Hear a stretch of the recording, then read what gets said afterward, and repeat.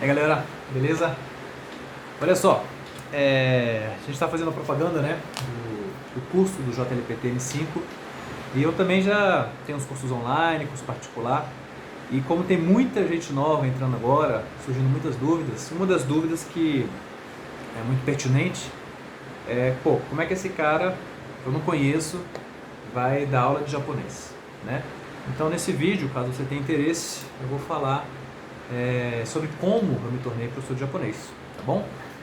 Então é o seguinte, eu tô com 31 anos agora e eu comecei a estudar japonês, eu tinha 12 ou 13 mais ou menos. Eu comecei a estudar japonês numa escola que inicialmente era uma escola para descendente de japonês e aí depois abriu para não descendentes, né? Então eu estudei nessa escola durante 8 anos, com professores japoneses. Aí depois que a escola abriu, vieram professores não japoneses também.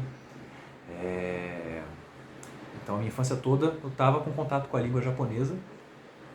Aí eu entrei para psicologia. Quando eu entrei para psicologia, no meio do curso eu entrei para letra japonês da UNB, né? Na Universidade de Brasília.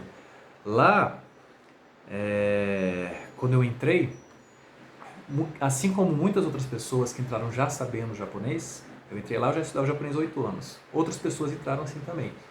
Mas o que acontece? Esse curso da UNB, ele é um curso de licenciatura, tá? Existem vários cursos de letra japonês no Brasil, alguns são bacharelado, que é mais para pesquisa, outros tradução, mas esse curso é um curso para licenciatura, é para formar professores.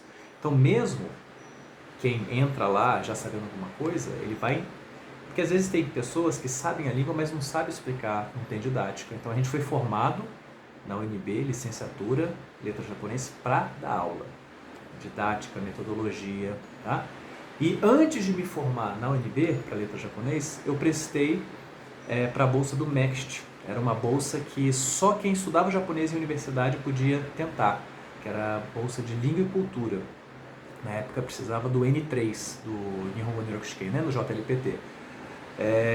Eu prestei e passei, fui escolhido, e aí eu fui estudar na Universidade de Nagoya. Lá em Nagoya a gente tinha aula de japonês todas as manhãs e à tarde a gente tinha matéria em japonês, de linguística, história do Japão, cultura, tudo em japonês, tá? Deixa eu ver o que mais.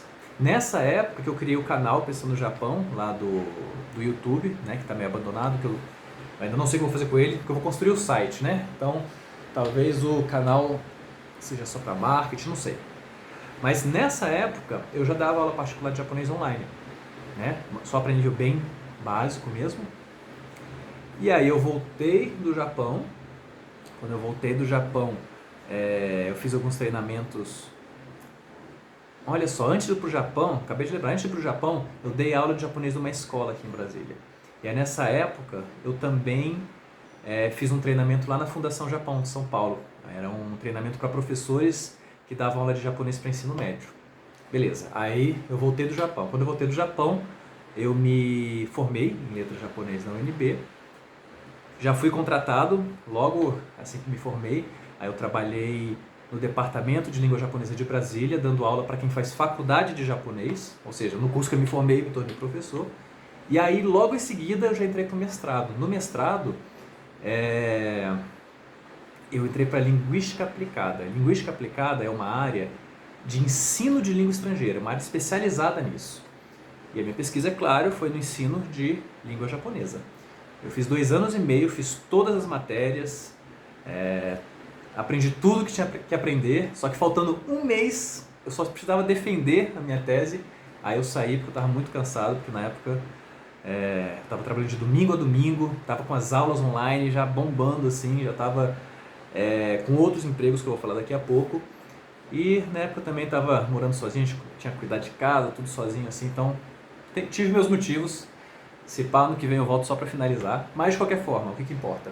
No mestrado todo eu peguei todas as matérias, passei em todas as matérias de metodologia, de aquisição de língua, que são matérias extremamente importantes para quem dá aula de língua, né? Porque às vezes você está ensinando uma coisa para uma pessoa e ela não está aprendendo, então você tem que tentar outra metodologia, né? Não é aquela coisa, o cara não aprendeu, então o problema é dele, não. O professor ele tem um arcabouço de técnicas, tá? Beleza. Esses trabalhos que eu estava falando, um deles é o seguinte.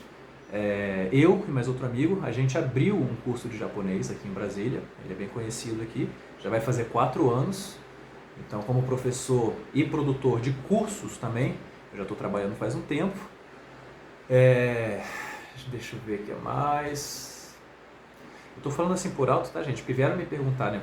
Qual é a autoridade que você tem para dar aula de japonês? Então, estou falando um pouco da minha história dentro, né, da língua japonesa.